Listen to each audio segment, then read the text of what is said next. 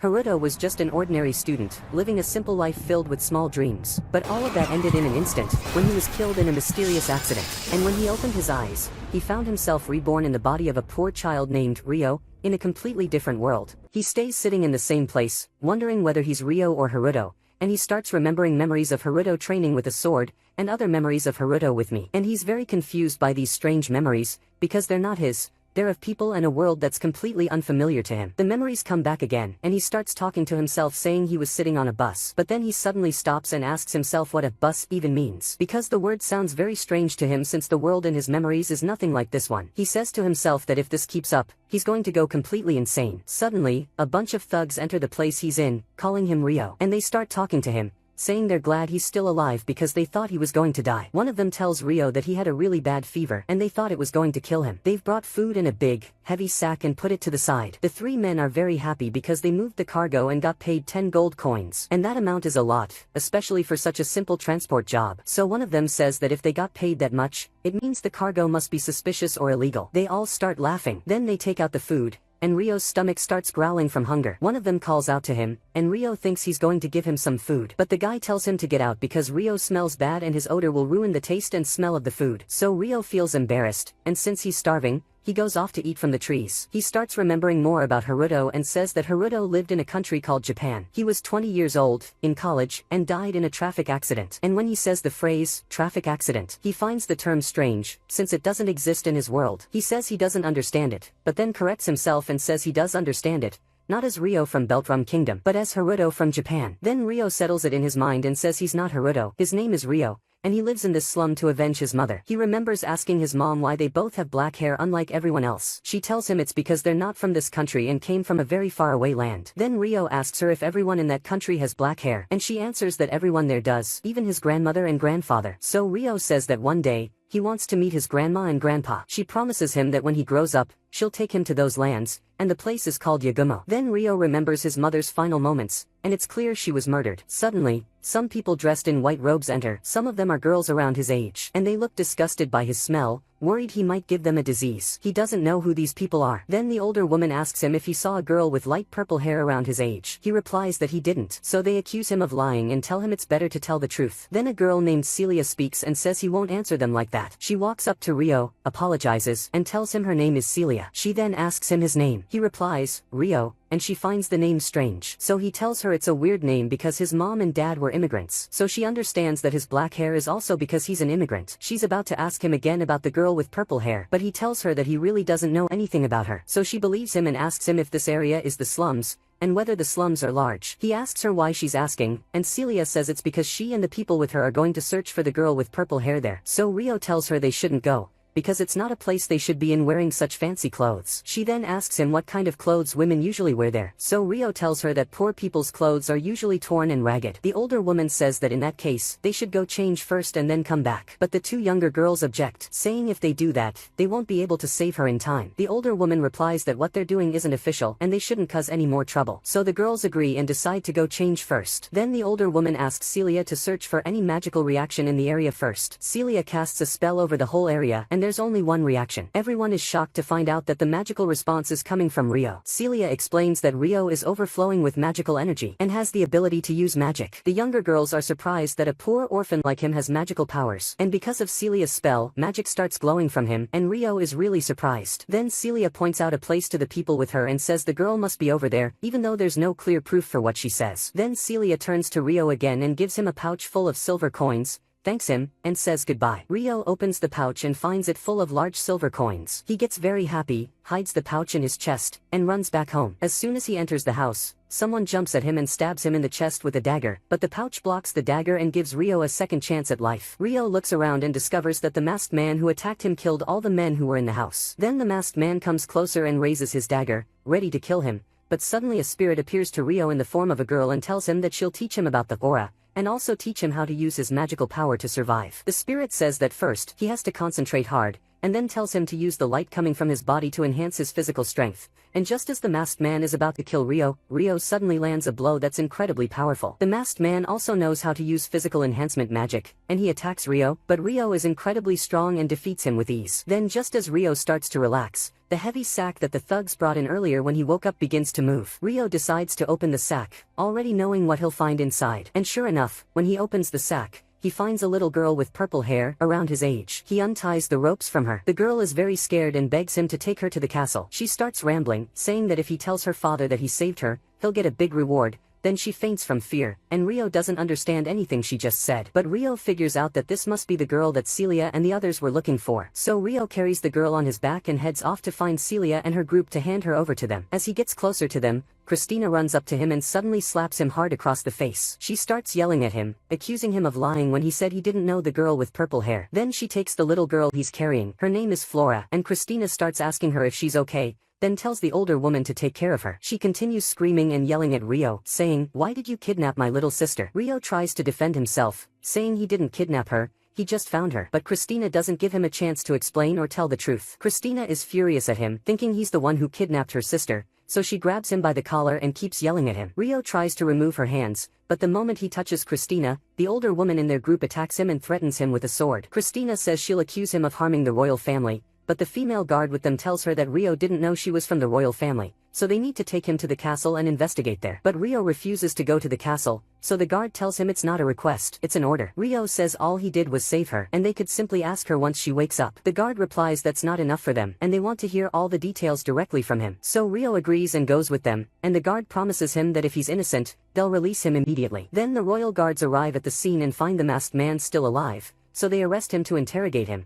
But someone in the crowd pulls something from his pocket and breaks it, and the masked man dies instantly. Although Rio agreed to go with them to the castle just to tell them what happened until the princess wakes up, what actually happens is they arrest him and hang him by his hands from the ceiling. There, the deputy captain of the royal knights, named Charles, begins interrogating him, but it's not a gentle interrogation. He tortures and beats him severely to make him confess that he kidnapped the second princess, Flora. Meanwhile, up in the castle, Flora finally wakes up and tells them everything that happened, that Rio helped her, he didn't kidnap her, and she won't let anyone hurt him because he's the reason she made it back. She orders her guard to make the necessary arrangements to release him from the castle immediately. But by the time Celia and Vanessa come down to get Rio, Charles has already tortured him badly and hasn't left a single part of his body unharmed. He's almost dead. When the soldiers try to stop Charles, he tells them they're the royal guards who were responsible for escorting the princess, and they have to redeem their reputation or they'll be punished. Then Celia and Vanessa burst in and tell him to stop what he's doing immediately, and that the investigation should have been conducted politely just like they promised Rio. Charles defends himself, saying the boy might be involved in Princess Flora's kidnapping. But Vanessa tells him that Princess Flora woke up and said herself that she owes her life to Rio and that he saved her. Charles is shocked and very upset that the princess woke up because now he can't salvage his reputation as a royal knight. Then Celia starts apologizing to Rio, but he's unconscious,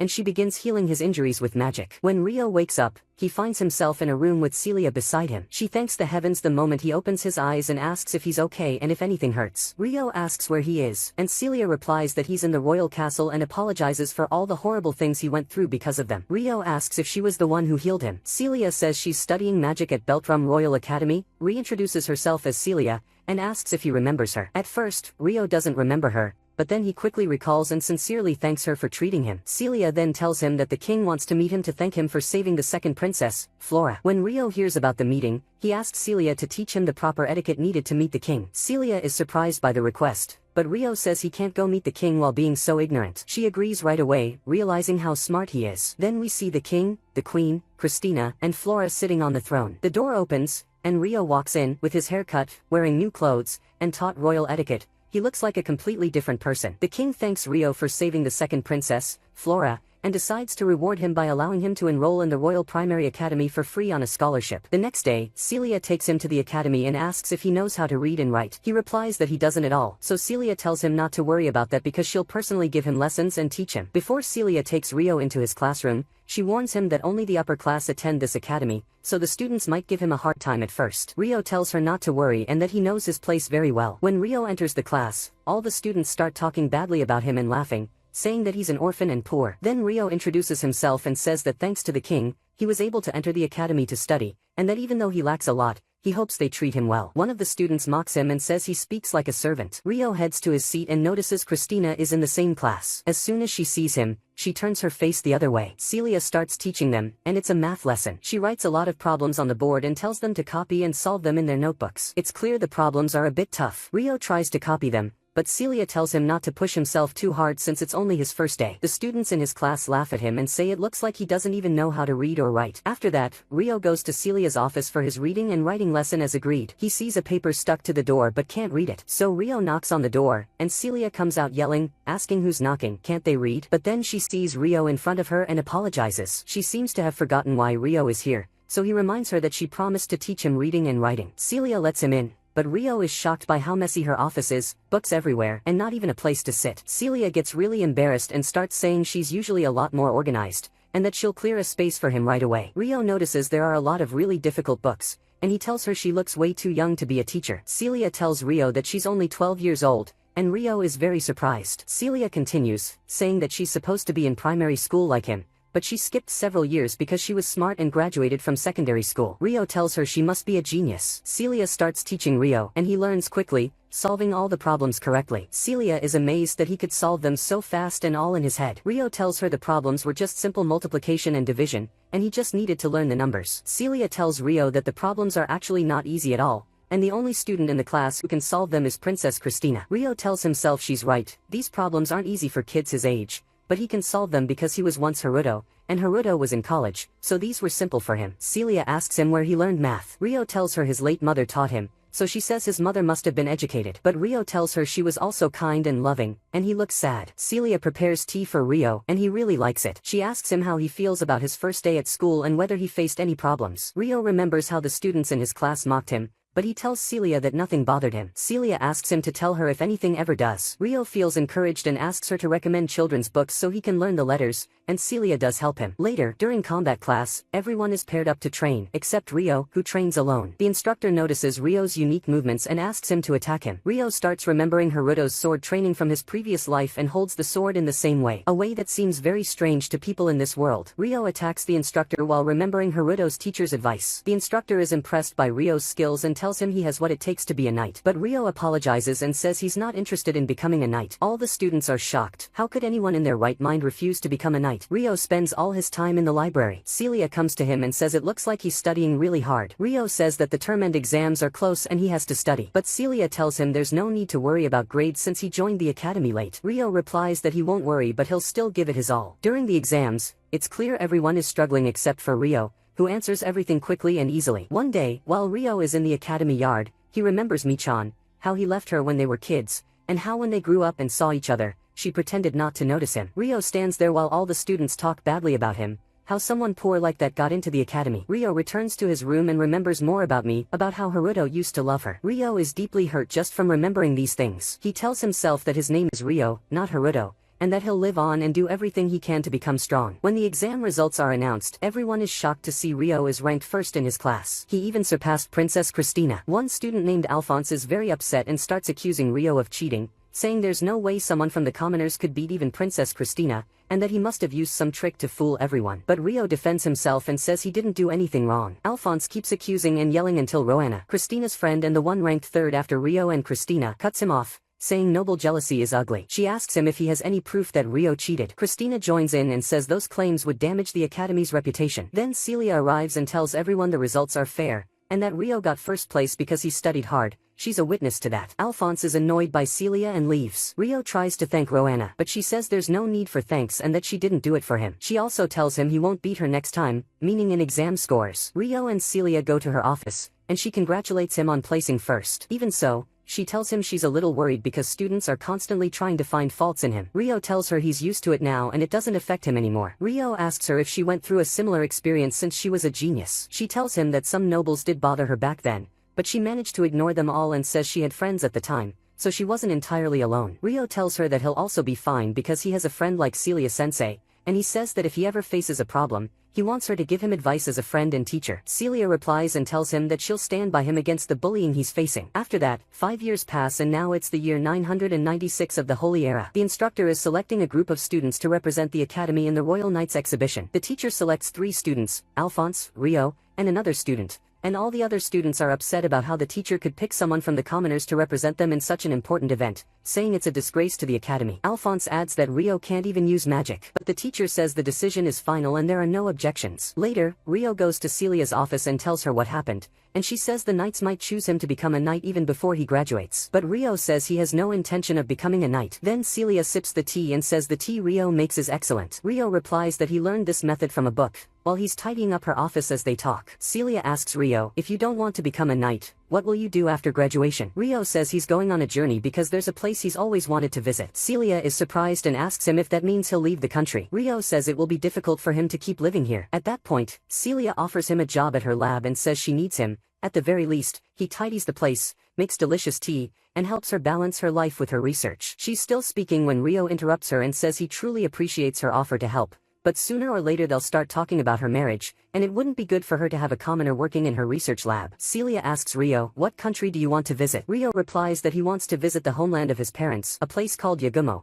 and he remembers his mother's promise to take him there when he grows up. In the Knights exhibition, each of the 3 selected students from the academy is supposed to fight against a member of the Royal Knights, and the judge is a royal knight named Alfred. Since Rio is first in his class, he's the first one to step into the duel. But Alphonse tries to provoke him before he goes out, though Rio isn't affected and heads to the arena. Celia is cheering for him from the stands. The surprise is that Rio's opponent from the Royal Guard is Charles, the same Charles who tortured Rio when they suspected him of kidnapping the princess. Charles also tries to provoke Rio, but Rio stays perfectly calm. Charles is surprised by the way Rio is standing and also wonders why Rio isn't even wearing armor. He thinks to himself that Rio must be mocking him. Charles launches a very aggressive attack on Rio, but Rio keeps blocking calmly. Charles thinks to himself that he was punished and demoted because of Rio and that he'll never forget that humiliation. Charles fights very seriously, even though he's supposed to go easy since Rio is just a student. But Rio is strong and manages to knock the sword out of Charles's hand and put a blade to his neck. Charles tries to complain like a child, saying he loosened his defense, and that's why Rio won. But Alfred, the judge, yells at him and says a loss is a loss, and he must accept it with respect since he's a royal knight. Charles does admit his defeat, and they announce Rio as the winner. Because Rio fought so well, he catches the attention of Alfred, the judge, who becomes interested in knowing what Rio plans to do in the future. Later, we see Charles sitting at night with the ambassador of the Proxia Empire, and he starts insulting Rio. But the ambassador humors him and says he probably let Rio win because he's just a kid. The ambassador seems interested in learning more about Rio from Charles, and Charles tells him he first met Rio when he was investigating him in the case of Princess Flora's kidnapping, and we find out that this ambassador is somehow linked to that kidnapping incident. One day, Celia sees Rio walking fast and follows him, only to find a girl confessing to him that she likes him. But it seems Celia isn't happy about that at all. Celia is sitting in her office reviewing the post-graduation plans of the final year students, and Rio is the only one who hasn't written anything in the plans section. Celia is giving them a magic lesson and explaining how to use magic formulas by channeling aura into them. She says that today they'll be working on the lightning formula to deepen their understanding of magical power control. Alphonse tells her that anyone in the class can use lightning magic because it's a low-level spell. Then he doesn't miss the chance to pick on Rio, saying, "Wait, my bad. There's someone here who can't use magic at all." Celia asks Alphonse to cast lightning magic for her. Alphonse and his friend do the formula, and it works, but Celia tells them that based on the level they did it at, she can't really say they've mastered it. She explains to them that there are higher levels of control in magic formulas and then demonstrates by casting lightning magic herself, controlling multiple formulas at the same time, and everyone is amazed. Rio is sitting and thinking to himself that it's true he can't create magic formulas like they can, but he knows how to recreate magical techniques by mimicking the flow of magical energy. As usual, Rio is subjected to bullying by the noble students at the academy, but the second princess, Flora, is really upset about what's happening, especially since they always accuse him of terrible things with no proof. But Princess Christina tells Flora not to interfere because stepping in wouldn't help anyone. She also says Rio knows this and always handles things on his own without making a big deal. But Flora still feels guilty because she hasn't yet repaid him for saving her back then. Later on, the final year students have a military field training exercise in the forest. Flora is very nervous, so Roanna tries to calm her and says that it's a team competition and that they've already cleared the forest of dangerous monsters. Alphonse is the team leader and explains that they're supposed to retreat from the battlefield in their units, and that the operation ends at sunset. He also says that performing well in this training will greatly affect their final scores. He says they might be able to finish the exercise before noon. Roanna responds that it'll be difficult because they're in a dense mountainous area, but Alphonse tells her not to worry about it because he has a shortcut map he got from soldiers working under Stuart. Those soldiers know the area well, and Stuart had them draw the shortcut and gave it to Alphonse. Roanna doesn't like this and says it's basically cheating, but Christina says Alphonse is the unit leader and it's up to him to decide how things go. Stuart tells Rio that he's useless, and on top of that, he's a burden because he can't use magic, so they decide to make him carry all the gear by himself. Rio agrees and actually goes to carry all the equipment alone, but Flora sees this as unfair and offers to help him carry the gear. Rio thanks her for her concern but politely declines and walks behind them. Flora talks to Christina, saying that what's happening to Rio is really unjust, Why should he have to carry everything on his own? Suddenly, goblin monsters appear, but Alphonse quickly arranges the formation so they can defeat the goblins. He orders 3 students in the front to use magic formulas to enhance their physical strength. The students attack the goblins and defeat them easily. Stuart is full of himself and says they need to fight stronger monsters. Alphonse praises Stuart and says he can rely on him, unlike Rio. He looks at him and finds Rio staring off into the distance. Alphonse yells at him and tells him not to zone out. We find out that the ambassador had been following the group, watching them, and Rio was looking into the distance because he noticed someone was observing them. The ambassador is impressed with Rio, surprised that anyone could notice him from that distance. He says Rio is an extraordinary boy and that he wants to test him to find out his true abilities. The group successfully makes it out of the forest, but just as they're about to celebrate, they suddenly find themselves in front of a steep cliff instead of a path leading to their target. They become very anxious and realize the map was wrong. Christina asks Alphonse what they should do now. Before Alphonse can respond to the princess, they are suddenly attacked by orc monsters. Roanna reacts quickly and orders everyone to use defense. Alphonse resumes command and tells them to raise their shields and spears. But Stuart is injured in the leg and crashes into Princess Flora, who is standing right on the edge of the cliff. So the princess falls off. But Rio notices this and jumps off the cliff bravely and quickly to save her. He uses his strength to push her back up while falling himself. Thanks to Rio's power, the princess soars upward and returns to the top of the cliff. But the orcs are still attacking the group. Alphonse splits the group into 2. The front line uses shields to defend, and the rear uses offensive magic against the orcs. He orders Roanna to heal the injured students. They manage to defeat the orcs after Princess Christina casts a powerful magic formula. Meanwhile, Rio is down below, hearing them laugh and celebrate that they were able to defeat the orcs. Rio considers going back but hesitates. He's afraid that if he returns without a single injury after falling off a cliff, they might suspect him. He says he saved her without thinking about what would happen after. He also says that his power isn't magic, nor are they magical techniques. He doesn't even know exactly what his power is, but it makes him incredibly strong, and he can even fly. He remembers the girl who appeared to him when he discovered this power for the first time, during the fight with the man who kidnapped the princess. Rio snaps out of his thoughts when he hears them arguing above. They're accusing Stuart of pushing the princess off the cliff to kill her, but Stuart says someone pushed him, and that's why he hit the princess and she fell. He says he's a victim too and looks for someone else to blame. He finds no one but Rio. So Stuart tells them that Rio is responsible, and he lies, saying that Rio panicked when the monsters attacked and pushed him while he was injured, which caused him to crash into Flora. Alphonse keeps the lie going and says that Rio only saved Flora because he was afraid they'd accuse him of trying to kill a member of the royal family, but unfortunately, he fell off the cliff. But Flora tries to defend Rio and says he was trying to save her life. But Stuart gets all the students to say that Rio really did it, and they all wrongly support the accusation. Rio, down below, hears everything they're saying and realizes he's in big trouble. He feels sad because he had planned not to leave the academy until he graduated, but now he'll have to escape and leave them behind. Up above, Christina silences everyone and orders Alphonse to take action because this isn't the time for such talk. Alphonse quickly starts looking for a way out of the forest, but Flora stops them and says they have to search for Rio. Alphonse tells her that Rio already got what he deserved when he fell off the cliff. Flora insists on searching for him and says she'll go even if she has to go alone. But Roanna and Christina try to calm her down and tell her they'll send a search party to find him when they return. Suddenly, they hear the roar of a nearby monster, and a huge, powerful beast attacks them. They try to defeat the monster using the same strategy they used against the orcs, but they fail and some students are injured. Alphonse orders the group to retreat and flee. Christina wants to search for Flora because she suddenly disappeared, but Roanna tells her Flora must have run off with the other students and says they need to escape too. But in reality, Flora didn't escape. She stayed behind to heal an injured student using magic. The monster finds her and is just about to attack and kill her, when suddenly Rio appears and slices off the monster's arm with his sword. He tells Flora to take the student and get away quickly, then begins fighting the monster. The beast is very fast and strong, and Rio says to himself that he doesn't want to die here and blames himself for coming back to save her again. Flora is amazed at how skilled and powerful he is in combat. Rio finds the monster's weak point, cuts its neck, and defeats it. Christina and Roanna arrive at Flora's side, very worried about her, but they don't see Rio, so he quietly walks away. The ambassador had witnessed the whole battle and says it was entertaining. He means that Rio is much stronger than he expected. He watches Rio running through the forest and says he must be from Yagumo because of his black hair, and adds that must be the reason he knows how to use spirit arts. Then the ambassador flies off. Celia is at school heading to the principal's office. Just as she's about to knock, she hears people inside talking about Rio, so she listens in secretly. They say that Rio disappeared, and she realizes that Stuart and his father accused Rio of trying to kill the princess, and that the principal went along with it and agreed to make Rio the one responsible for the incident. That night, Celia is sitting in her office, anxious. Suddenly she hears a sound. It's Rio coming to say goodbye. Celia runs to him and starts asking if he's okay,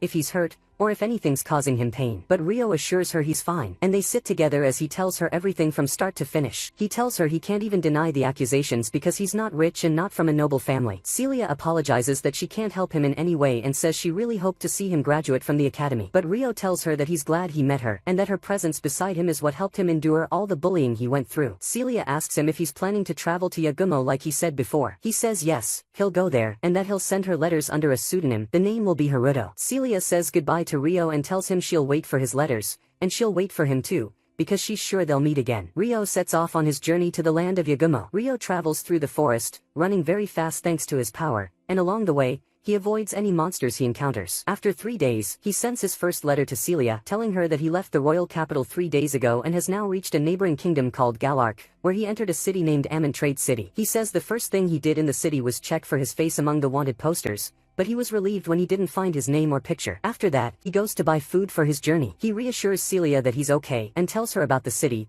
how lively and energetic it is, and how the food there is plentiful and delicious. He says he'll be able to get all the supplies he needs for travel quickly, which will put his mind at ease. While Rio is walking through the city, he feels like someone is watching him. But when he looks back, he sees no one, so he tells himself his nerves are just tense these days and continues heading off to buy his travel supplies. But in reality, a young girl really was watching him. As Rio continues walking through the city, he hears a man calling from a food cart saying he's serving pasta for just 8 Nicia coins. Rio is really surprised they even know about pasta in this world. Rio asks the seller about it, and the seller realizes he's not from around here since he doesn't know pasta. He says that pasta was invented by Lizelot-sama, who is the governor of Amon City. He says Lizelot created something called macarona using wheat, and pasta is a kind of macarona. Rio says it's the first time he's seen pasta in this world, and also the first time he's even heard the word macarona. Rio is very hungry and really misses pasta, so he orders a dish of pasta. The food is incredibly tasty and brings back Haruto's memories of eating pasta too. He wonders to himself if this Lizelot might also be someone who came from Haruto's world. Then Rio asks the seller where he can buy a large amount of macarona and pasta. He says it's perfect food to take on trips, especially since it tastes good. The merchant tells him to go to the Rika Trading Guild, saying he'll find everything he needs there, but that there will be a long line to wait in. As Rio walks, he keeps hearing the names of foods from Haruto's world. He finally reaches the guild, where he's welcomed by a receptionist named Latte. She tells him that weapons are not allowed inside the guild and asks him to leave his sword at the reception and pick it up when he leaves. Latte notices Rio's black hair, and it's clear that black hair is uncommon in Rio's world. Latte helps Rio shop for everything he needs. He buys large amounts of barley and pasta. Latte also prepares cooking tools and spices for him, packing everything in a backpack so Rio can carry it. But she warns him that the bag will be heavy. Rio says he's stronger than he looks. She asks him if he likes black tea, and Rio remembers Celia and says he's used to it because his friend likes it. Latte asks him if he can identify the type of tea he drinks. He tells her the flavor is Lis tea, and says they use good quality tea. Latte is very happy that he was able to identify the tea and offers to send any letters for him if he wants. So Rio writes a letter to Celia saying he's bought everything he needs, and that once he leaves the Strahl region, he won't be able to send her any more letters. But he asks her not to worry about him and says that as long as there's no news from him, it means he's safe. Rio hands the letter to Latte, says goodbye, and leaves. Another employee tells Latte that the boy seems really mysterious, but doesn't call her Latte. She calls her Lizelot-sama, so we find out that Latte is actually Lizelot-sama, the governor of the city. Then Rio heads into the forest to continue his journey. He runs fast, but suddenly sees a young girl lying on the ground. He stops to check on her and help her, but the girl actually lured him into a trap and stabs him in the arm with poison that makes him faint. But Rio quickly moves away from her. She pulls the hood off her head, and it's revealed that she's a beastkin, part animal, part human. She pulls a dagger from her pocket and says she's going to kill him. But Rio tells himself that he needs to deal with the poison first before fighting her, and he successfully manages to heal himself. He tells the girl he won't let her kill him. The girl is shocked that he was able to cure himself, but attacks him again with the dagger. They keep attacking and blocking each other until the girl uses body enhancement magic on herself. Rio gets worried because she's already fast and strong, and if she uses magic, she'll become even stronger. But Rio is able to match her speed. The girl is surprised. How can a human be that fast? Rio notices that while she's strong, she only focuses on her dagger. So he decides to throw away his weapon and fight her hand-to-hand using martial arts. He actually manages to defeat her. Once he catches her, she can't escape and starts crying hysterically like a little kid. She won't stop, so Rio has to use his power to make her lose consciousness. Then he ties her up well and removes all the weapons she had. He notices a slave collar around her neck, which means she's under someone else's command. He remembers reading in a magic book how to remove it, and he actually does remove the collar. But the girl is having a nightmare, and we discover that she's the same girl who was with Haruto during the bus accident. She died and woke up to find herself in the body of a beastkin slave owned by the Stewart family, and Stewart treats her terribly. When she wakes up, she finds Rio in front of her. She tries to break free, but Rio tells her she must know by now that she can't, so she'd better stop. The girl asks him if he's going to kill her. Rio replies that it depends on whether she'll answer his questions or not. First, he shows her the slave collar and tells her that now she can answer freely. The girl is so happy she starts crying, realizing the collar is gone. Rio asks her who sent her, but she says she doesn't know his name or his family name, but she knows someone in the family named Stuart. Rio asks her if Stuart is human or beastkin, and the girl tells him he's human. Rio realizes that Stuart's father sent the girl after him to kill him and get rid of him, so real rumors wouldn't spread about what really happened. He asks her if the man who sent her also sent anyone else to kill him, but the girl says she doesn't know, and Rio tells himself he's sure they didn't send anyone else. Then Rio asks her the final question: does she still want to kill him? The girl strongly denies it and says she doesn't want to kill him at all. So Rio unties the rope, gives her back all her belongings, and tells her not to come back and to run away somewhere since the slave collar is gone now. He tells her to go anywhere except Strahl because she'd be treated as a slave there. He tells her to head east. There she'll find cities where beastkin and demi-humans live. He warns her not to attack him again, because next time he won't show any mercy. He walks away and leaves her, but the girl keeps following him, walking right behind him. Eventually, Rio gets annoyed and asks her if there's something she wants from him. She tells him she wants to go there with him because she's scared to travel alone. Rio speaks coldly and tells her he hasn't forgiven her for trying to kill him. The girl gets scared and apologizes to him. Rio replies that he'll never be able to trust her, so the girl gives him the collar and tells him he can put it back on her neck. She doesn't mind at all. Rio gets upset and yells at her, asking why she brought it with her in the first place and if she didn't hate wearing it. The girl starts crying and says she hates being alone even more because it makes her feel afraid. He feels bad for her and tells her to throw the collar away and just follow him if she wants to. Then he asks for her name, and she tells him it's Latifa. Later, they stop walking to rest and eat. Rio prepares a sandwich for her. Latifa really likes the sandwich and starts crying while eating it super fast. Rio tells her she can eat slowly, no one's going to steal it from her. She tells him that they used to give her animal food every day, so Rio pats her gently to comfort her. Rio and Latifa keep walking until they cross the border and start camping. Latifa apologizes to Rio for slowing him down, but he tells her not to worry about it at all. Rio's letter reaches Celia, and she's very happy to hear from him. She hopes he's doing well, wherever he may be. At night, Rio cooks pasta so he and Latifa can eat together. Latifa gets really excited and says she's so happy to be eating spaghetti. Rio is surprised that she knows the word spaghetti, and asks her if she's eaten that dish before. She tells him she had it a long time ago. Rio thinks to himself that she might also be from Haruto's world. That night, Latifa is sleeping and having a nightmare. She keeps calling out to her dad, mom, and brother, saying she wants to go back to their home in Tokyo. Rio hears her and confirms that she really is from Haruto's world. He gently pats her until she calms down and falls asleep peacefully. The next morning, she wakes up before him and says to herself that he looks like the boy who was on the bus with her before the accident. When Rio wakes up, Latifa asks him if she can call him Oniai-san, which means big brother. Rio agrees, knowing she's just a little girl and has been through a lot finding herself in this body in this world. Rio and Latifa continue their journey, traveling through snow, volcanic lands, forests, and mountains. One day, they come across a very large tree. Rio asks her if she can see it, but Latifa says she can't. So Rio concludes that someone has hidden it with magic to keep it from being seen. Rio and Latifa camp out in the forest. That night, a very large wolf appears in front of Rio. Latifa starts having nightmares while sleeping,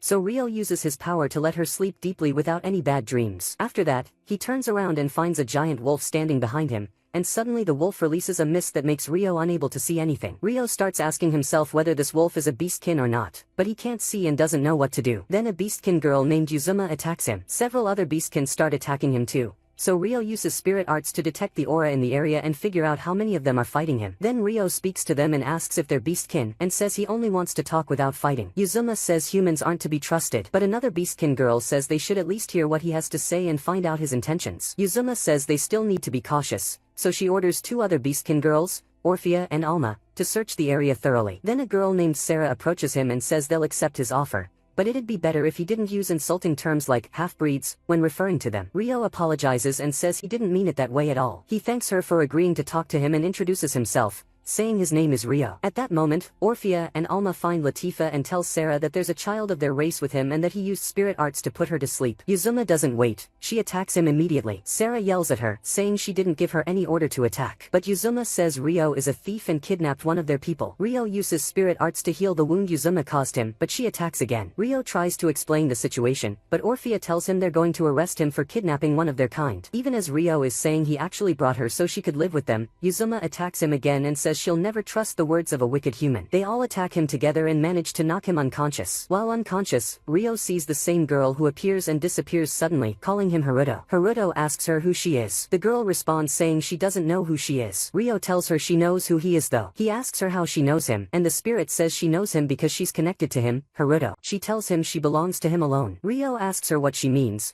but she says they don't have time and that he'll have sweet dreams until he wakes up. Then the spirit disappears, and Rio hears Michan's voice calling to him, telling him to wake up. Rio keeps calling out to me until he wakes up for real. Sitting next to him is a beastkin girl waiting for him to wake up. Rio wakes up confused, not recognizing the girl or the place, and wonders why he's tied up. Suddenly Latifah rushes in and hugs him, crying. Rio asks her why she's crying, and Latifah says it's because she thought he disappeared and left her. She begs him not to ever leave her again. Then Yuzuma, Sarah, Alma, and Orphea come in, and Latifah glares at them with hatred because they hurt Rio and put shackles on him. An old woman named Ursula enters the room. As soon as she walks in, she apologizes to Rio and asks him to tell her the story of Latifah and how they met. But Latifah yells out, asking who did this to Rio. Yuzuma bows her head and apologizes for what she did. Then Alma, Sarah, and Orphea also bow and apologize, but Rio tells them the misunderstanding has been cleared, so there's no need for apologies. Ursula says Yuzuma will be held responsible for her reckless actions, and not just her, all four of them will be held accountable for what they did. She orders Orphea to remove Rio's restraints immediately and tells him that tomorrow the village elders will gather to formally apologize to him. She also apologizes for putting him in such a humble room and says it's the best they could offer at the time. She hopes he can rest well in it and apologizes once more before leaving. The next day,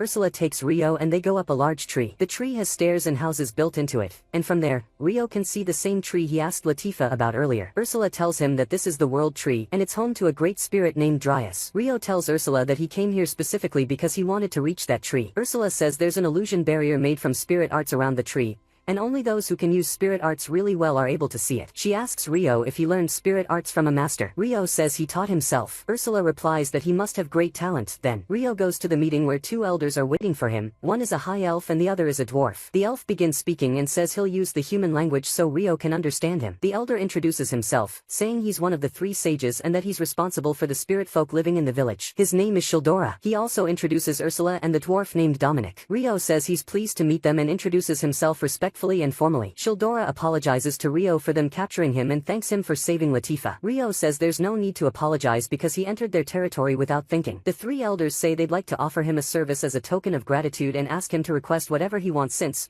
being from a different race, they wouldn't know what he might need. Rio hesitates for a moment, then asks if they would allow Latifah to live with them. Ursula replies that this should have been their request to him. They're the ones who should be bowing and asking him to let Latifah stay with them. They ask him to make a request for himself personally. Rio feels a bit embarrassed and says that Latifah is attached to him, and just as he continues, Ursula tells him there's no need to say more and offers him a place to live with them in the village. She tells him that all the elders agree he should stay in the village. The dwarf says he's very impressed with Rio's manners. Shildora adds that the three of them will make sure that living in the village won't cause him any discomfort, and tells him that if there's ever anything he needs, he shouldn't hesitate to ask. Rio tells them that while he's living in the village, he wants to learn spirit arts and anything related to daily life. Shildora tells him not to worry about that, he'll be assigned a skilled spirit arts teacher. Suddenly, they hear a girl's voice in the room saying she wants to join in and speak too. Rio doesn't know where the voice is coming from, and then suddenly a girl with green hair appears next to him. Ursula tells him that this is Dryas, the great spirit who lives in the world tree. Suddenly, Dryas gets closer to him and says she senses the presence of a spirit inside him. She wonders if it's a hidden spirit, and that's why its presence is concealed. Rio is very surprised. Dryas asks him if he knows anything about that spirit, but Rio tells her he doesn't know anything. She tells him she believes he's made a contract with this spirit, but Rio says he doesn't remember ever making a contract with any spirit. Dryas tells him that if he made a spirit contract, he wouldn't be able to use magic. Then Rio remembers that he actually can't use magic. Dryas tells him that she's going to examine him thoroughly to identify the nature of the spirit inside him. She says there's a huge amount of aura inside him and asks if he's really human. Suddenly, Dryas backs away from him. Rio asks her if she found anything. Dryas tells him that she found more than one thing.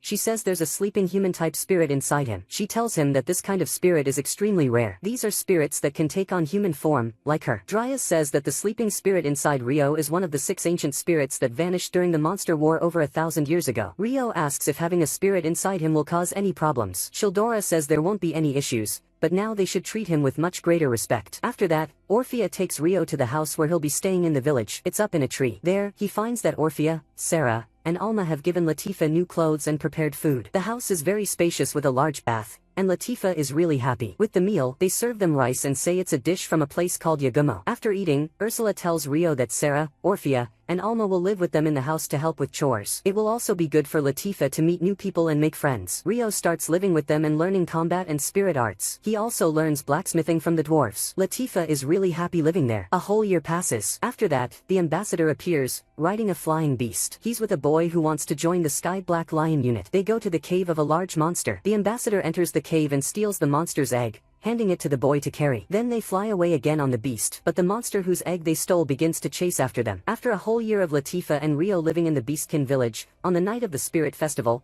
the village elders decide to officially recognize Rio as an ally and accept Latifah as one of the villagers. Dryas also grants both Latifah and Rio her blessing. Everyone is extremely happy and they hold a grand feast to celebrate Rio and Latifah. During the celebration, Orphea and Sarah tell Rio that Latifah sees them as her sisters, but he still keeps some distance from them, and they want to be his friends too. Rio apologizes and says he's not very sociable, and asks if they'll let him be their friend. If they accept, it would make him very happy. Latifah has completely blended in and loves everyone there. Ursula tells Rio that Latifah has become an inseparable part of the village. Rio responds that he needs to tell Latifah soon that he's decided to leave the village. Then we switch to the ambassador and the boy with him. They're in a forest, and the ambassador tells the boy he's going to scout the area and will leave the griffin with him. He tells the boy that if he senses danger, he should escape on the griffin and the ambassador will find him. He gives the boy a red pill and says it's an ancient protective artifact, and that he'll be able to track him through it. The boy swallows the pill, no questions asked. The ambassador flies off and sees a flock of wyverns coming from afar for the egg, and he says they'll definitely take the bait. Later, Rio takes Latifah aside to tell her he's decided to leave the village. He asks if she likes life here, and Latifah says she loves everyone and that she's happy because he's with her too. He tells her he'll be leaving the village very soon, but Latifah gets really upset. Rio says she knows he was heading east from the beginning. Latifah tells him she wants to go with him, but Rio refuses and says he's going to a place he's never been before and that it could be very dangerous. Latifah yells at him, saying she doesn't want to be separated from him and runs off. Meanwhile, Sarah senses that someone has entered their territory using her power. She informs the village elders and goes with the warriors to see who it is. Back to the ambassador, we find out his plan was to have the boy escape with the egg,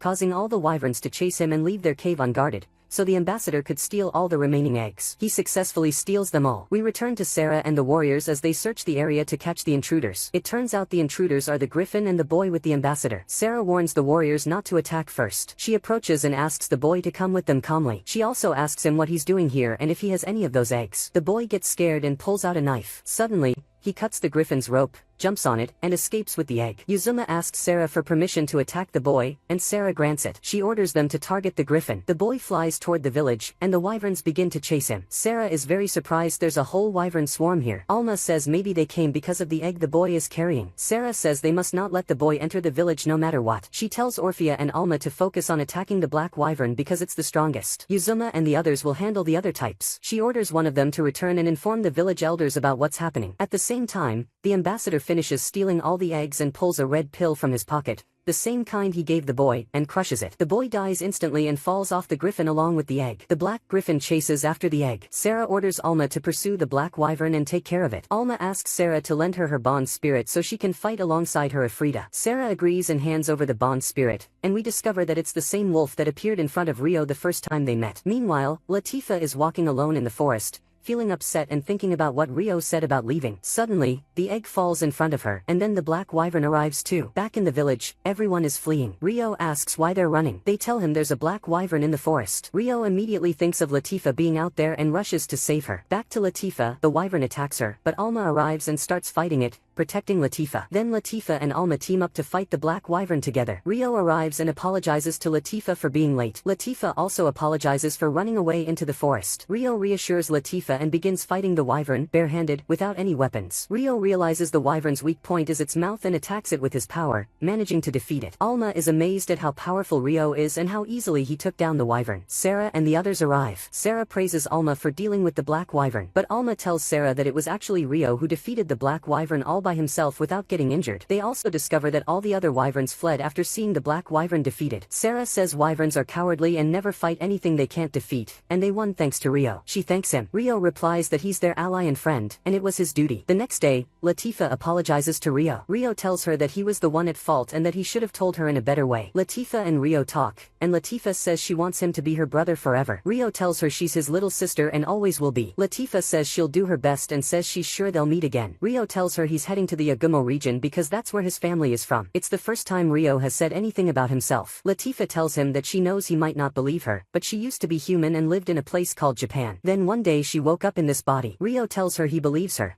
because the same thing happened to him. He says he's Japanese too. Latifah says she'll keep waiting for him until he comes back. In the fall of year 998 of the sacred calendar, Rio had already been in the Yagumo region for 2 weeks, but he still couldn't find anything related to his mother or father. Everyone in the area had black hair like his, and when he arrived at a village, he asked 2 girls about the village chief. One of them said the chief was her grandmother and offered to take him to her. The girl took him to her grandmother, and there Rio introduced himself and said he came to ask about something important. Since his clothes looked different, the old woman asked if he was from another land, and Rio told her he had traveled through many regions. The old lady introduced herself as Bua and asked him why he had come. Rio said he was looking for someone who had come to this village because he had heard she knew most of the people in the region. Bua allowed him inside, and there Rio told her he'd heard his parents lived here 15 years ago. Bua asked him for their names, and Rio said they were Zen and Ayam. As soon as Bua heard the names, she was very surprised and ordered the girls who were with them to leave the room. Once they were gone, she asked Rio for more information. He told her he had heard that both were born in Yagumo, that his father died before he could meet him,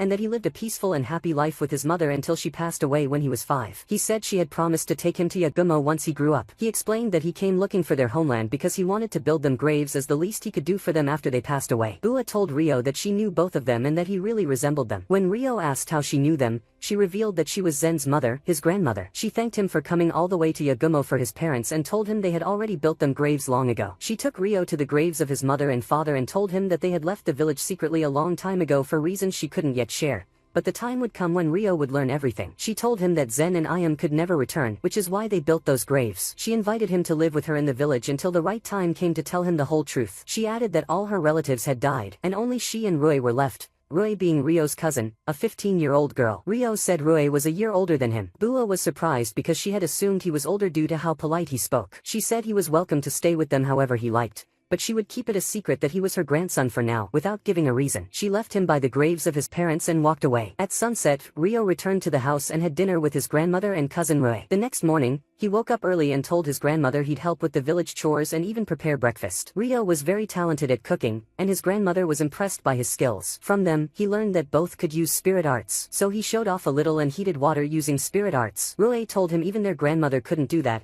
and Rio replied that it was easy for him and he could teach her if she liked. Later, Rui's friend Seo and her older brother Shin came by. Bua introduced them to Rio, and they all had breakfast together. Everyone loved Rio's cooking. After the meal, Bua asked Shin to take Rio to Dola's house to teach him how to hunt, since Rio had said he could hunt for them. Shin objected, saying Rio looked too physically weak for hunting. Bua told him Rio would be just fine, he was strong enough, having traveled to many lands at his age and being able to use spirit arts. Shin muttered that he could use spirit arts too, and Bua scolded him, saying Rio might be much stronger than him. Shin reluctantly agreed to take Rio hunting but told him not to get in his way. Seo apologized to Rio for her brother's behavior. As they left, Rui asked Seo why she spoke to Rio so respectfully. Seo said Rio seemed like someone from a noble family, on a different level, so she spoke to him with respect. Rio and Shin went to Dola's house to learn hunting, but Rio turned out to be much more skilled than Shin, impressing Dola. Dola praised Rio and even encouraged Shin to try and catch up. Together, Dola and Rio caught so much meat that the whole village could eat well. Shin was frustrated because he hadn't caught anything, only Dola and Rio had. When Rio looked at his hands and found them filthy,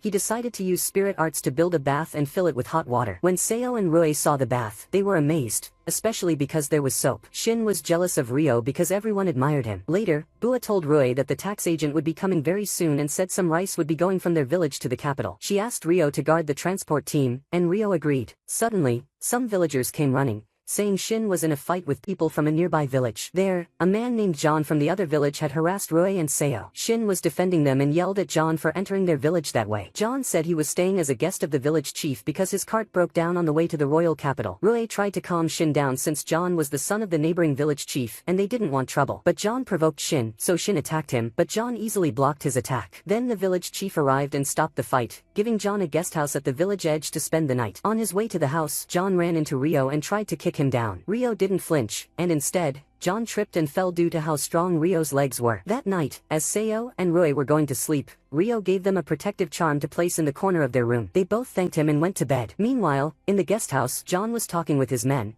and it was revealed they had purposely broken the cart in this village just to harass Rui and Seo. The next day, the tax agent arrived. His name was Saga. Rio spent the day with him handling paperwork. Later that evening, Rio trained, and Rui and Seo asked when he started training with the sword. Rio told them he started because he liked a girl named Mi and wanted to protect her, but now he trains for himself. He said he didn't know where she was now or even if she still remembered him. Rui said that as long as they were both alive, they would definitely meet again one day. That night, John snuck into Rui and Seo's room and tried to assault Rui, but the charm Rio gave them lit up, and Rio rushed in to save them. The moment reminded him of the man who killed his mother. He beat John severely and almost killed him. Saga arrived just in time to stop Rio from finishing John. Saga promised to request punishment from the kingdom. Rio left and sat alone somewhere far away. There, he said he had always wanted to kill two people, John and the man who murdered his mother. He admitted that the desire for revenge had always lived inside him, but because of Haruto's memories, he had set it aside for a while. Now, he said he needed to keep his mother's revenge in front of him. The next day, John and his men were arrested. Rio apologized to his grandmother and the others for the chaos he caused,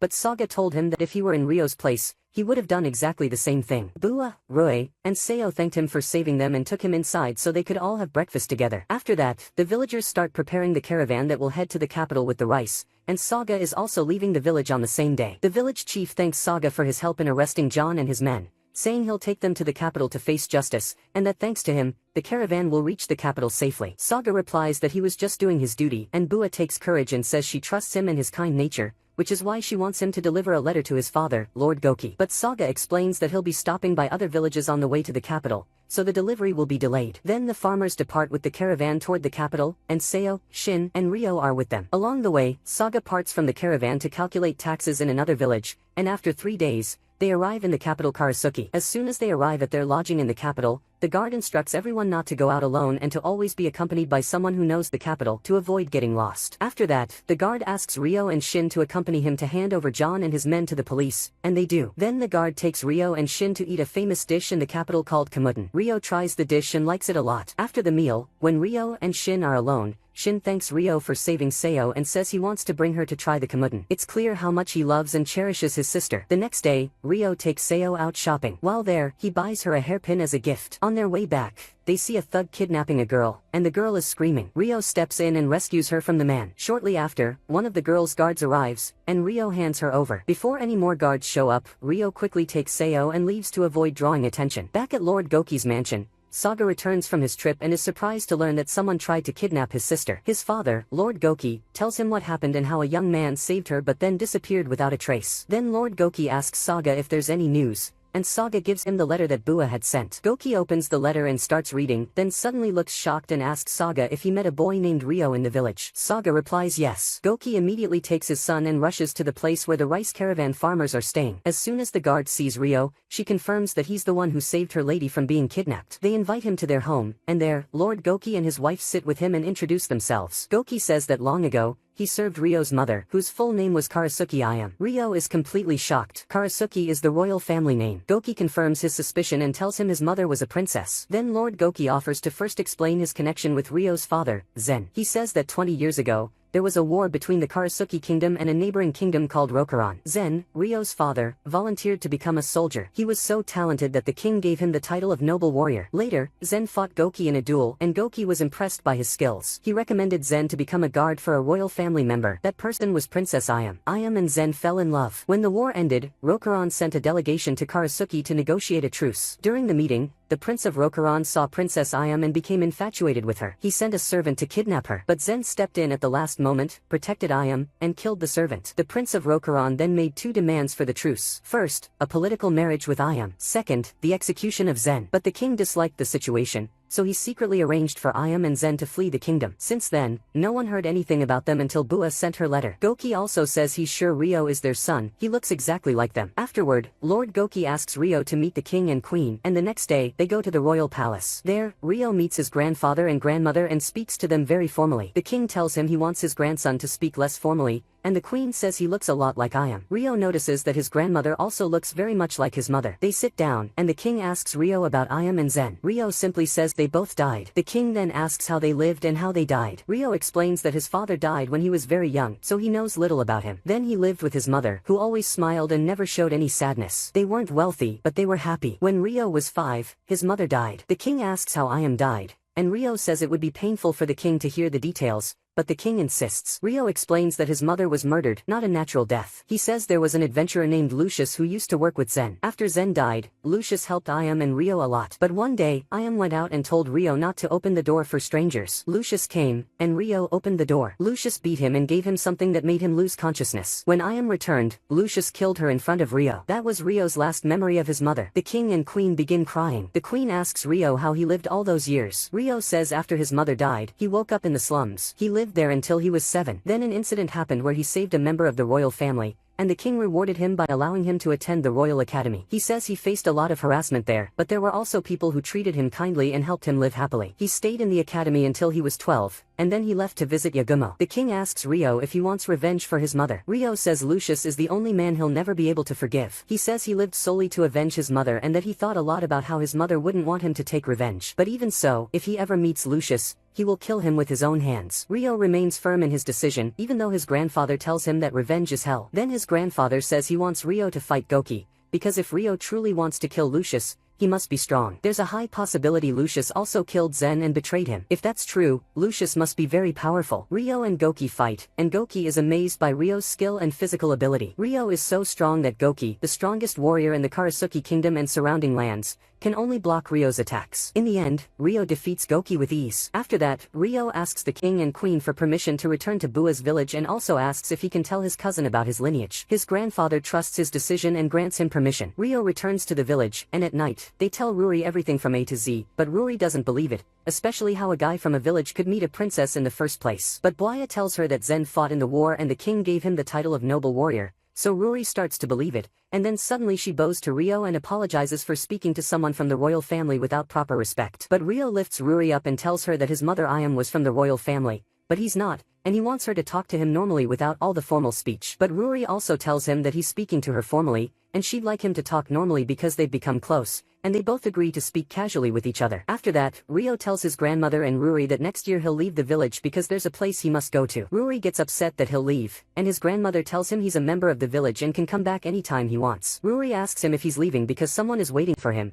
so Rio tells them about Latifa and says that she considers him her big brother. The next day, Rio goes to greet all the villagers after returning, and they all notice that he talks to Ruri casually without formal speech, so they're surprised, but Ruri says she's the one who asked him to do that. They don't tell anyone that he's her cousin and part of the royal family, and all the girls in the village are jealous of Ruri because she's the only one close to Rio. After that, Rio continues his life in the village and teaches them many things to make their lives easier. He also builds them a water wheel and helps them plan the crops. One day, during the rice seedling planting, he's the supervisor, and Seo is late in planting, so he goes to help her, but she says she's fine and can manage. Then Rio tells her he wants her to supervise the things he taught the villagers so they can keep doing them properly after he leaves. So Seo asks him if he's going to leave the village, and he says he'll leave in the autumn after the rice harvest. Seo asks if he'll visit them regularly, but Rio says he'll definitely come back, but not regularly, and he'll be gone for a long time. Seo gets sad that he'll leave and starts crying, but says dust got into her eye. At night, Shin sees Seo crying hard at home, so he asks if Rio upset her, but Seo tells Rio she's crying because he's leaving. Shin can't bear to see his sister cry, so he goes in front of Rio's house and begs him not to leave the village, but Seo comes and takes him back home. Months pass during the rice growing, and Seo trains very hard,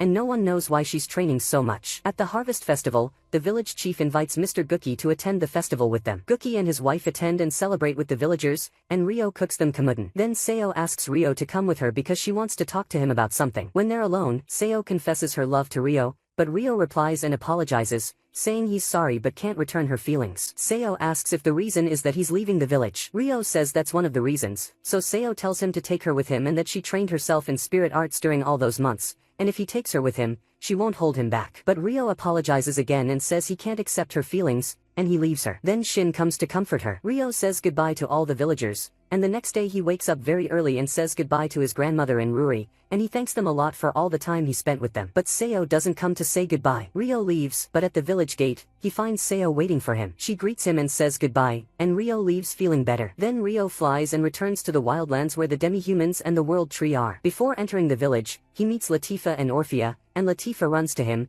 having grown since the last time he saw her. After that, Rio sits with the village elders and tells them everything about his grandmother and his cousin. He tells Latifa that he said he has a little sister, and they're excited to meet her. They ask him how long he'll stay in the village this time, and Rio says he plans to stay for a few months. Latifah is sad that he'll leave again, but he promises her he'll come visit again and won't be gone as long as last time. The elders ask him if he needs anything for his journey. Rio says he has everything he needs but has an idea he'd like to suggest. He says he's thinking of building a house and storing it in the space-time bracelet so he can have a private house anywhere. The village elders like the idea and say that in that case, he'll need a house without any restrictions, and that they'll need spirit arts to make it. They say Rio can rely on Dominic for this, and he'll build the house so Rio can spend more time with Latifah. Then Rio goes to greet Alma, Sarah, and Orphea, and they tell him he's grown and gotten much taller than the first time they saw him, and they're happy he's back. The next day, the whole village is shaken by Rio's scream when he wakes up, and Alma, Sarah, Orphea, and Latifah all rush to his room to see what happened and check if he's okay. There, they find Rio beside a strange girl, and he doesn't know who she is. Everyone present is confused and doesn't understand why Rio screamed. They keep asking him who she is, but Rio himself doesn't know. Sarah tries to calm them down, but she also ends up asking who the girl is. Then the girl finally opens her eyes, and Rio asks her, "Who are you?" The girl answers and tells him that she is the spirit Haruto made a contract with and that she was living inside him and has now emerged. At that moment, everyone calms down because they finally know who she is,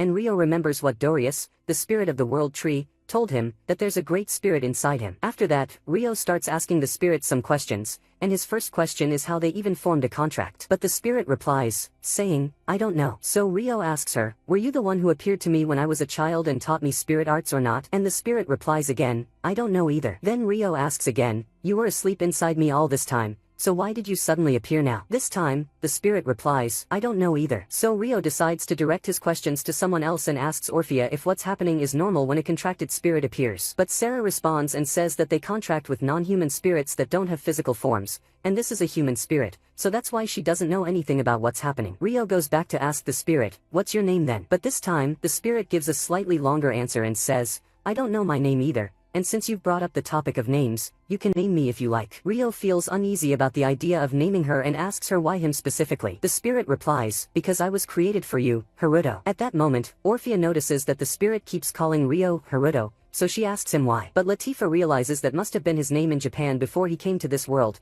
and Rio hesitates a bit and tells Orphea that he'll explain later. Then Rio turns to the spirit, just about to tell her to call him Rio, but she responds first and says that she knows he is Rio. She starts speaking to him telepathically and tells him that she knows everything about him. She asks him what name he would like her to call him by, and he replies telepathically that she can call him by whatever name she likes. After that, Rio asks the spirit to give him some time to find her a suitable name. Then the girls suggest that he should present the matter of the spirit to the village elders and Lady Dorius. Since Dorius is also a human spirit, she must have information that can help both the spirit and Rio. Then Rio suggests to the spirit that she should come with him so they can consult the village elders. The spirit stands up, and a very bright and warm light shines from her. At that moment, Rio says he'll name her Aisha. Then Sarah says that in the old village language, the name Aisha means the warm spring or the beautiful spring. Rio tells Aisha that when he saw the light coming from her, he felt the name suited her very well. Aisha is happy and tells him that she likes the name and says her name is similar to his. They both feel warm, and here she means the name Haruto, since in Japanese it means summer. Everyone welcomes the great spirit Aisha. After that, Rio and Aisha go to the village elders and tell them everything,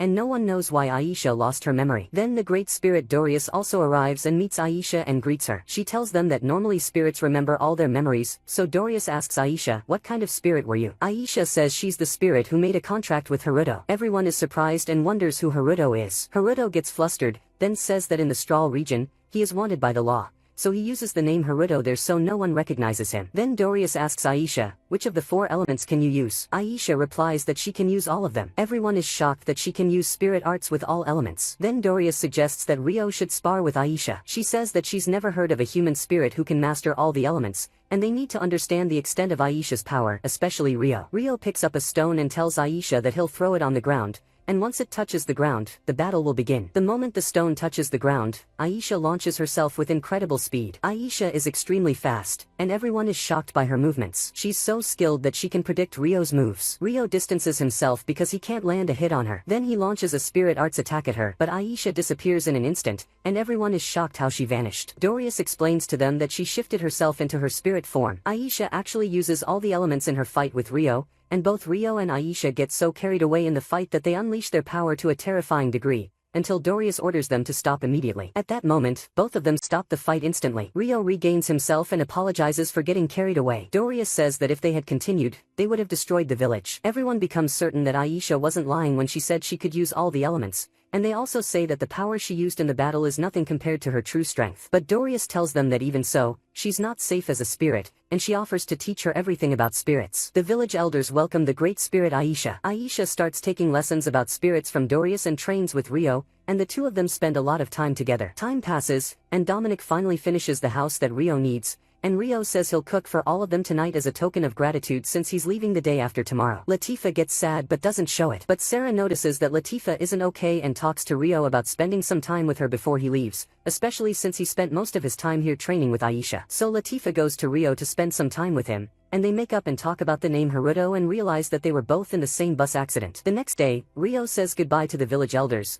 and they give him a teleportation tool that allows him to return to the village anytime he wants. But the tool only works one way, meaning it'll bring him back to the village, but if he wants to go back to where he was before, he won't be able to. They also gift him a magical tool that can change his hair color so he can disguise himself in the Strahl region since he's wanted by the authorities there. Then Rio and Aisha head towards the Strahl region, but Rio says there's someone he wants to visit first. Aisha responds, Celia, right? And Rio says yes, and adds that he only sent her one letter since he left. Then we go to Celia and she's holding Rio's letter, and it's clear she hasn't forgotten him at all. But suddenly, Royal Guard Charles enters, and we learn that the two are engaged and will be married soon, and it's clear Celia can't stand him. Rio arrives at the royal capital of the Beltram Kingdom in the year 1000 of the Holy Era, and it's been 9 years since he first met Celia. The first thing Rio does is change his hair color so he doesn't draw attention. The city is very crowded, so he asks the owner of a bakery about the reason, and she tells him that today is the wedding of a noble. Then Rio tells Aisha to rest while he goes to see Celia and comes back. But Aisha insists on going with him and says she can help as a spirit. When Rio reaches the academy and enters Celia's office, he finds it completely empty and is confused about where Celia went. So they enter another professor's office, and there, Celia controls the professor and makes him answer all of Rio's questions. Rio asks him where Celia is, and the professor says she left the academy. Rio asks why she left, and the professor replies, because of the wedding. Rio then asks, whose wedding? The professor answers, Celia and Charles Arbor, of course. Rio is extremely shocked by the fact that Celia is going to marry Charles, and the professor responds saying that their marriage is a political one in the first place. He explains that the Beltram kingdom was defeated by the Proxia kingdom, and thanks to the Arbor family, Charles's father, Beltram was able to enter peace negotiations. And to further strengthen the Arbor family's political stance, they decided to form an alliance with Count Claire's family, Celia's father, which makes this a political marriage. Then Aisha asks Rio what he plans to do, and he says he'll go ask Celia himself before the wedding whether she truly wants to get married or not. But the problem is that Celia is in the castle, and the castle's defenses are much stronger than the academy's, which makes entering a lot harder. So Aisha tells him that she'll shift into her spirit form and go inside, and tells him not to worry because she knows what Celia looks like. Inside the castle, Count Claire is having dinner with Charles and Celia, and it's obvious he can't stand Charles. Charles talks to him arrogantly and keeps threatening that the marriage must happen or else he could be arrested as a traitor at any time. Count Claire is being forced into this marriage because he has no other option. Celia is very sad and clearly can't stand Charles either. Then Aisha contacts Rio telepathically and tells him she located Celia's exact location and gives him the info. After dinner, Celia heads to her room, feeling upset that she hasn't seen her father in so long, and when she finally sees him, Charles is with them and there's no time for them alone as father and daughter. Celia is in her room trying to convince herself to marry Charles. She remembers Rio and takes out his letter and realizes her feelings for him, but says to herself that she'll belong to another man, so she brings the letter close to the fire to burn it. But at that moment, Celia hears a sound, hides the letter behind her back, and starts calling out to ask if someone is there. Suddenly, Rio enters the room, and at first Celia doesn't recognize him because he changed his hair color. But when he changes it back to black, she immediately recognizes him and runs to hug him. They talk for a while, and then Rio asks Celia if she's getting married. She says her wedding to Charles is tomorrow, and Rio clearly shows that he's upset by the idea of her marrying Charles in particular. Celia tries to act like she chose Charles willingly, saying that she's at the age for marriage, and Charles is kind and treats women well, so why not? But Rio isn't convinced, and tells her to say if she's being forced. Celia loses her composure and yells at him, asking, if what you're saying is true, what can you even do? Will you marry me? Will you stop everything and take me away from here? Will you keep me by your side forever? Rio is stunned by the questions, but Celia suddenly laughs and lowers her voice, telling Rio she was just joking, and asks him to leave quickly and not come to the wedding because that would be too embarrassing. When Rio hesitates to leave, Celia jokes again and says she'll scream if he doesn't go. She pushes him out of the room and tells him he has to leave before she counts to 20. And indeed, when Celia opens the door afterward, she finds that he's already gone. The next day at the wedding, the ambassador arrives and from his conversation with Charles, it becomes clear that Charles is a traitor. Celia is getting ready and looks absolutely beautiful. Then Charles arrives to take her and is mesmerized by how she looks in the dress. But even in his amazement, he doesn't forget to introduce Celia to his 4 wives. Yes, Charles is married to many women, and shortly after, he leaves his wives with Celia and walks away. They immediately start attacking her with all the spiteful tactics co-wives use. They begin telling her that before the marriage, her status was higher than all of them, but after marriage, she'll be lower than every one of them. Celia bows to them and agrees with what they say, treating them with great respect. Then a maid comes and tells Celia that Princess Christina has arrived and wants to greet her. Celia gives the order to let the princess in immediately, which angers Charles's wives. How can she be giving orders when she's the lowest ranked here? Celia defends herself, saying that it's Princess Christina and she can't be left waiting outside for long. If that happened, it could cause problems for Charles. Princess Christina enters and treats Charles's wives with extreme coldness and ignores them. Then she embarrasses them all and orders them to leave because she wants to speak to Celia alone. Christina keeps talking to Celia until Celia finally laughs a little. Christina tells her she's glad she laughed at last, and says that back in school, Celia was her role model and that she always loved Celia's smile. Then Christina breaks down and tells Celia she's sorry because the king's weakness is the reason she's being forced into this marriage. But Celia tells her the same thing she told Rio, that she's marrying Charles of her own free will. Christina apologizes again. Then the wedding procession begins, and everyone gathers to watch the ceremony and see the bride of the noble Charles. Celia looks stunning in white, so much so that people start calling her the Silver Bride. Celia keeps waving and greeting the people, trying her best not to show her sadness. She keeps telling herself that she's just a doll with no emotions, until suddenly, she hears a voice whisper in her ear. It's Aisha, telling her to look to her right. And when Celia looks carefully to her right as the voice said, she sees a man with gray hair. It's Rio. At that moment, Celia can't hold herself together and says in her mind that she didn't want Rio to see her in this situation. Celia breaks down in tears, and Charles is confused and keeps asking what's wrong. But Celia doesn't know what to say to him. She finally tells him she doesn't know what's wrong with her feelings. Charles, the idiot, thinks she's crying from happiness and that she's madly in love with him and can't wait to marry him. The procession reaches the place where the wedding ceremony will take place, and just as Charles reaches out his hand to help the bride down, someone bursts into the ceremony. You and I know who, and that person is Rio, who has changed his hair so no one recognizes him. The soldiers try to stop him, but he defeats them, and then they order the mages to attack him too, but he also defeats them easily. Next, the night squad stands in his way, and Celia starts getting worried about him. Charles thinks she's scared of Rio, so he reassures her, saying these are the kingdom's best warriors and to consider it an entertaining show before the wedding. He barely finishes his sentence before Rio already defeats them and knocks Charles down himself. Celia doesn't understand what's going on. Rio grabs her, pulls out a dagger, and pretends to take her hostage, then starts speaking to her telepathically. He explains that he's speaking directly to her mind and that if she wants to reply, she should think in her head and he'll hear her. Rio keeps Charles under his foot and tells him he's ruining the wedding to get revenge. To sell the act, he tells Charles he'll crush his skull under his foot. Celia gets scared that he might actually kill someone, but Rio reassures her that he has no intention of killing anyone and that what he's saying is just an act. Rio asks Celia again if this marriage is truly of her own free will. Celia insists on the same answer she gave him before, saying she agreed to the marriage willingly. Rio asks her if she was threatened by the Arbor family, but Celia doesn't reply. Rio tells her he can stop the entire wedding if she wants and says that she means a lot to him, that he owes her a lot, and he doesn't want to leave her in a situation like this without helping. He remembers how he couldn't save his mother when he was a child and says there's still time to help her and that if he doesn't, he'll regret it for the rest of his life. Rio continues, telling her that her dignity will be crushed in the future if she goes through with the wedding, and that he can't stand by and watch that happen. He pressures her again and asks if this marriage will make her happy. Celia replies that if she puts her feelings first, it will cause problems for everyone around her. Rio responds that he'll help her achieve what she wants and begs her not to give up. Celia asks what he'll do if she says she doesn't want to go through with the wedding. Rio says he'll take her away from here right now, and they'll escape far away. That way, no one will suspect Count Claire, and he won't face any trouble. Celia finally gives in and tells him she wants him to take her away from here. At that moment, Rio declares in front of everyone that he's kidnapping the bride to get revenge on Charles. He lifts her up and runs off, and Celia plays along with the act, screaming and calling for Charles. Rio escapes the guards easily because of the foolish instructions Charles gives them. He also blocks all their magic attacks with no effort. The ambassador is present at the ceremony and notices that Rio is using spirit arts, not magic,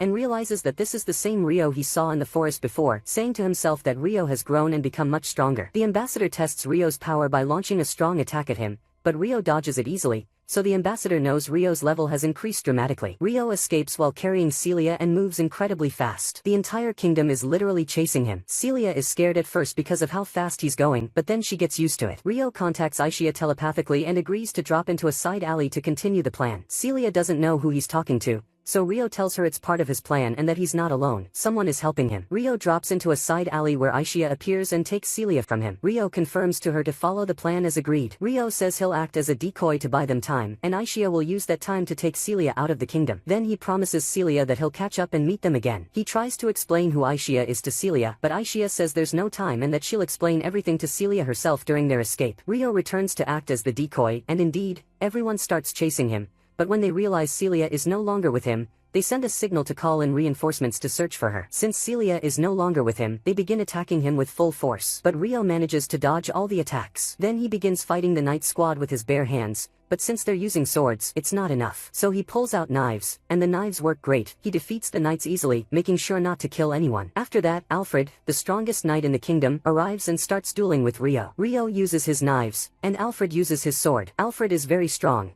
enough that Rio struggles to block his attacks. But Rio isn't weak either and proves to be a strong match for Alfred. After a bit of fighting, Alfred uses a powerful spell, and even Rio gets scared by its power. But when the dust from the strike clears, Rio is nowhere to be seen, and they think the hit got him and there's nothing left of him due to the power of the blow. But Alfred isn't sure because he didn't feel his sword hitting Rio at all. Outside the kingdom, Celia and Aishia are waiting for Rio, and eventually he arrives, totally beat up, and Celia runs to him asking if he's okay. Rio reassures her, but Aishia senses that something dangerous is about to happen. Indeed, a lot of multicolored lightning strikes the ground. Aishia runs to Rio and begs him to protect them. Then we discover that this lightning came from the teleportation of people from Haruto's world in Japan into this world. There are 4 people from Haruto's world, from Japan, and they get kidnapped by bandits. But Rio hears Aishia and actually goes and rescues them. There, he finds that one of the kidnapped people is Michan, the girl Haruto used to love, and it seems their meeting was fake.